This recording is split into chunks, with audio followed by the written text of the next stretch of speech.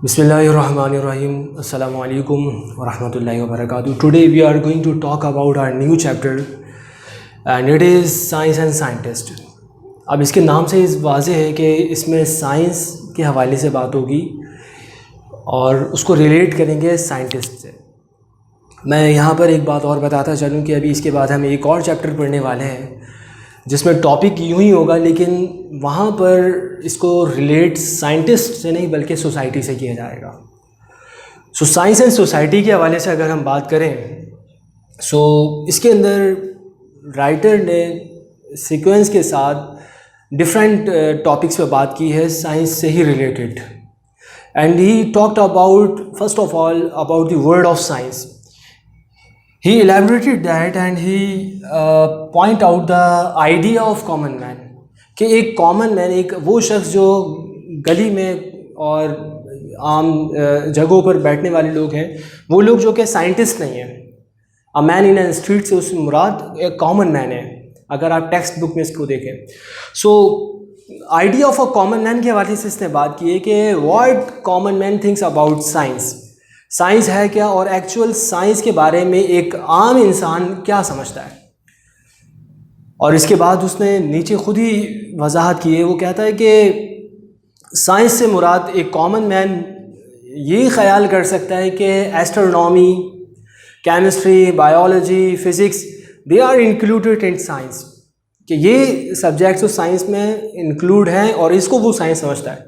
But if you talk about other subjects and other disciplines, for example, if you talk about religion, if we talk about history, if we talk about arts, so अगर इनके बारे में उससे पूछा जाए कि they are included in science or not, so वो कहता है कि he will be quite sure कि वो उसे यही कहेगा कि ये साइंस नहीं है. सो कॉमन मैन का आइडिया तो ये है. और इन एक्चुअल अगर रियलिटी की बात करें और पूछें खुद हम साइंस से ही कि व्हाट इज़ साइंस, के साइंस है क्या, सो इसके बारे में जो बातें हमें पता चलती हैं उसको उसने मुख्तलिफ अंदाज में कैटेगराइज करके बयान किया है. इस चैप्टर को आप देखेंगे तो ये है तो बहुत ज़्यादा ब्रीफ और बहुत शॉर्ट है, लेकिन एक ऐसा कॉन्सेप्ट, एक फंडामेंटल कॉन्सेप्ट हमें देता है साइंस के हवाले से, जिसको अगर ना समझा जाए तो साइंस के बारे में कॉन्सेप्ट क्लियर नहीं होगा. ये बात तो हम जानते ही हैं कि साइंस एक ऐसी नॉलेज है और एक ऐसी अंडरस्टैंडिंग है फैक्ट्स के बारे में जो रियलिटी को वाज़ेह करती है. Science is a knowledge, science is a source to know about facts, to know about truths. So अगर राइटर के अकॉर्डिंग हम देखें तो उसने मुख्तलिफ अंदाज में साइंस की वजाहत की और वो कहता है कि science is a vast collection of facts. मैं यहाँ पर कुछ वर्ड्स लिखे और उसको हम लिंक उसी से करेंगे. Science is a vast collection of facts.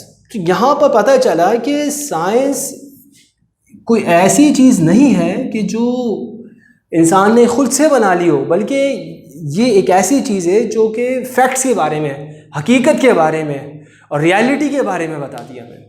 और ये कलेक्शन है फैक्ट्स की जिसके अंदर हमें हकाइक नज़र आते हैं, एक्सप्रेस्ड इन अनएम्बिग्यूअस लैंग्वेज. अनएम्बिग्यूअस मीन्स जो क्लियर ना हो, जो मुबहम हो, जिसके मीनिंग्स वाज़ेह ना हो, उसको अनएम्बिग्यूअस कहा जाता है. तो इसके अपोजिट क्लियर आता है. In exact language, in clear language, with clarity. So science is a collection of facts, और ये एक ऐसी कलेक्शन है फैक्ट्स की जिसको अनएम्बिग्यूअस लैंग्वेज में एक्सप्रेस किया गया जाता है, वाज़ेह किया जाता है. और जो बहुत ही इंपॉर्टेंट बात जो उसने वहाँ पर जिक्र की वो ये कि anyone can test its reality, its truth.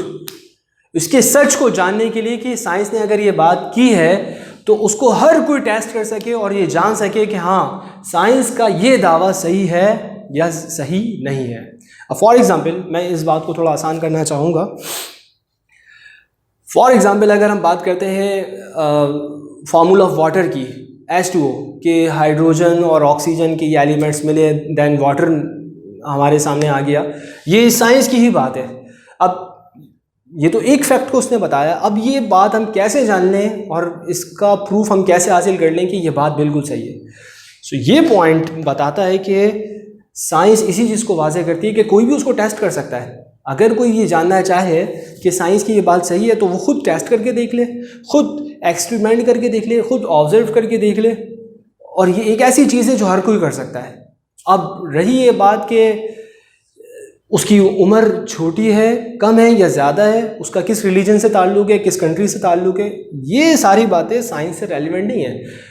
अगर कोई छोटा बच्चा भी उसको टेस्ट करेगा तो रिज़ल्ट वही आएगा, और अगर कोई बड़ी उम्र का शख्स करेगा उसको टेस्ट तो रिज़ल्ट वही आएगा। सो साइंस की एक वजाहत तो इसने इस तरह की एक्सप्लेनेशन कि साइंस है क्या। इसी तरह इसी चैप्टर में हमें पता चलता है कि राइटर इस तरह भी साइंस की वजाहत करता है कि science is a collection of rules. ये रूल्स के कलेक्शन का नाम है। एक ऐसा सब्जेक्ट है जिसके अंदर हमें फैक्ट्स भी नज़र आते हैं, हकीकतें नज़र आती हैं, हक़ाइक़ के हवाले से साइंस ने बात की है। साइंस कलेक्शन ऑफ रूल्स भी है जिसके अंदर हमें रूल्स रेगुलेशन नज़र आते हैं, रूल्स नज़र आते हैं, प्रिंसिपल्स नज़र आते हैं एंड लॉज। बहुत सारे न्यूटन का लॉ है और भी बहुत सारे जो साइंस के स्टूडेंट्स हैं वो इस बात को समझ रहे होंगे कि ये कलेक्शन ऑफ रूल्स है, कलेक्शन ऑफ प्रिंसिपल्स है। और ये कौन से कलेक्शन रूल्स हैं और प्रिंसिपल्स हैं, लॉज हैं, ये वो हैं जो कि कनेक्ट्स विद फैक्ट्स, जो फैक्ट से जाके कनेक्ट हो जाते हैं आगे जाके। फॉर एग्जांपल अगर हम बात करें वो लॉ ऑफ ग्रेविटी की, तो ग्रेविटी की जो बात जिसने की कि ज़मीन के अंदर कशिश शकल है, ये चीज़ों को खींचती है, तो इसके पीछे अगर ये थ्योरी पेश की गई है, ये कॉन्सेप्ट पेश किया गया है, तो उसके पीछे हकीकत भी है, उसको टेस्ट किया जा सकता है। सो ये वो चीज़ें हैं जिसको राइटर ने एक्सप्रेस किया रिगार्डिंग एक्सप्लेनेशन ऑफ साइंस। अब इसी चैप्टर के अंदर हमें साइंस से ही रेलिवेंट चीज़ साइंटिफिक और अनसाइंटिफिक के वर्ड्स भी मिलते हैं। आमतौर पर हमारे जहन में आ सकता है कि वो चीज़ जो साइंस पर बेस नहीं करती हो वो अनसाइंटिफिक होगी और जो साइंसी हो वो साइंटिफिक होगी। एक कॉमन कॉन्सेप्ट तो हमारे जहन में इस हवाले से है ही, लेकिन साइंटिफिक और अनसाइंटिफिक की अगर मज़ीद वजाहत करें और कि इस वर्ड का एक्चुअल मतलब है क्या, तो रिसर्च का वर्ड बहुत ही ज़्यादा यूज़फुल है ये कि हम इसके ज़रिए जान सकें। ये चैप्टर में एक्चुअली एडिट तो नहीं है लेकिन रेलिवेंट इसी सही है, तो हम इसके हवाले से बात कर लेते हैं पहले ताकि वो चीज़ हमारे सामने और ज़्यादा क्लियर हो सके। अगर हम बात करें रिसर्च की, तो रिसर्च का ये मतलब नहीं होता जो आमतौर पर लोगों ने समझा हुआ होता है कि किसी भी चीज़ के बारे में मालूमात हासिल कर लेना रिसर्च है। ऐसा बिल्कुल नहीं है। रिसर्च इन एक्चुअल कहा जाता है उस स्टडी को जो सिस्टमैटिकली हो, जो साइंटिफिक हो। अगर आप किसी चीज़ की हकीकत जानना चाहते हैं या किसी क्वेश्चन के बारे में जानना चाहते हैं, किसी फैक्ट को जानना चाहते हैं, किसी उसूल को या किसी थ्योरी को या किसी एप्लीकेशन को, और उसको जानने के लिए आपने स्टडी शुरू कर दी है लेकिन वो सिस्टमैटिक नहीं है, वो साइंटिफिक नहीं है, तो वो रिसर्च नहीं है। वो रिसर्च उसी वक्त होगी कि जब वो सिस्टमैटिक हो। सो सिस्टमैटिक होना ज़रूरी है। और सिस्टमैटिक का मतलब क्या है? जो साइंटिफिक हो, मतलब उसके लिए बाकायदा स्टेप्स हों, जो प्रॉपर तरीका हो और उसी के अकॉर्डिंग किसी चीज़ की हकीकत को जाना जा सके। अब यहाँ पर ये बात जहन में आती है कि सिस्टमैटिक किसी चीज़ को करने के लिए, स्टडी को सिस्टमैटिक करने के लिए या इन्वेस्टिगेशन को सिस्टमैटिक करने के लिए क्या करना होगा और उसको साइंटिफिक कैसे बनाया जा सकता है। तो देखें, साइंटिफिक चीज़ वो होती है विच कैन बी पॉसिबल, जो पॉसिबल हो। अगर वो पॉसिबल ही नहीं है तो वो साइंटिफिक नहीं, अनसाइंटिफिक है। इसी तरह वो वेल अरेंज्ड हो, अगर वो वेल अरेंज्ड नहीं है तो वो साइंटिफिक नहीं है। Similarly it is also imperative कि वो साउंड एविडेंस पर और सफिशेंट एविडेंस पर बेस करती हो, उसकी पीछे ऐसे दलाइल हों और ऐसे प्रूफ्स हो और ऐसी एविडेंस हो कि जिसको झुठलाया नहीं जा सकता हो, जो बहुत ही ज़्यादा स्ट्रॉन्ग हो। और वो होगी कैसे? वो इस तरह होगी कि जब उसके अंदर हम पर्सनल व्यूज़ को ऐड नहीं करेंगे। तो ये चीज़ें हैं जो किसी चीज़ को साइंटिफिक बनाती हैं और अनसाइंटिफिक का मतलब अब यहाँ पर वाजे हो जाता है कि विच इज़ इम्पॉसिबल, मतलब वो अनसाइंटिफिक है। विच इज़ बैडली अरेंज्ड, वो अनसाइंटिफिक है। इसी तरह वो चीज़ जो साउंड एविडेंस पर और सफिशेंट एविडेंस पर बेस ना करती हो, जिसके पीछे बहुत से मजबूत दलाइल ना हो, वो अनसाइंटिफिक है। मैं यहाँ पर बात को वाज़ेह करने के लिए और आसान करने के लिए एक मिसाल देना चाहूँगा। मिसाल के तौर पर दो शख्स अगर किसी चीज़ का दावा करते हैं और एक फेवर में कहता है और another one in against, so they will have to prove their claim, अपने दावे को साबित करने के लिए उनको साइंटिफिक तरीके से और सिस्टमेटिक तरीके से ही आना पड़ेगा। वो कैसे?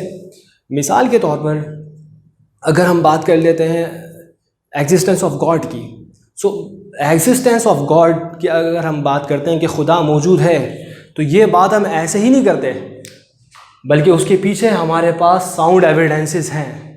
हम ये बता सकते हैं और ये दिखाते हैं कि इस कायनात के निज़ाम को देखा जा सकता है। The system of this universe is the biggest evidence on the existence of Allah. So ये चीज़ बताती है कि ये पर्सनल व्यूज़ चूँकि इसके अंदर शामिल नहीं है, इसलिए ये साउंड एविडेंस पर बेस करती है। अब यहाँ पर एक बात जहन में और आती है कि आखिर साइंटिफिक हो जाने से और किसी चीज़ को साइंटिफिक मान लेने से होता क्या है? साइंटिफिक होने से जो एक फ़ायदा साइंटिस्ट उठाते हैं और कॉमन पीपल उठाते हैं वो ये है कि when anyone prove anything systematically और साइंटिफिकली, सो उसके पास फ़ायदा ये हासिल हो जाता है कि उस पर दूसरे लोग भी बिलीव कर सकते हैं और अपनी स्टडी को और अपनी सिस्टमेटिक रिसर्च को, research is a systematic study, उसको उस बुनियाद पर रख कर, उसको परख कर, उस पर यकीन करके आगे बढ़ सकते हैं। सो ये एक शॉर्ट डिस्क्रिप्शन थी इस चैप्टर के बारे में। I recommend you to read this chapter. You should know about the word of science. Science is the understanding of facts. It's the knowledge of facts and truth. It's the collection of facts. It's the collection of principles, rules which are connected with facts. Science अगर हकीकत को वाज़ेह नहीं कर सकती तो वो science नहीं है। हर वो इल्म जो हकीकत को वाज़ेह कर सके वो साइंस है। अब मैं यहाँ पर वो वाली बात को जो शुरू में हमने इससे एलिमेंट की थी वो मैं कनेक्ट करना चाहूँगा। अगर बात की जाए रिलीजन की कि ये साइंस है या नहीं है, तो जो चीज़ उसके अंदर साइंटिफिकली प्रूफ हो रही है, किसी भी रिलीजन की अगर हम बात करें, तो वो साइंस से ही ताल्लुक़ रखने वाली चीज़ होगी। आई होप कि आपको ये चैप्टर समझ में आया होगा। If you have any question regarding this chapter, so you may ask. Thank you very much.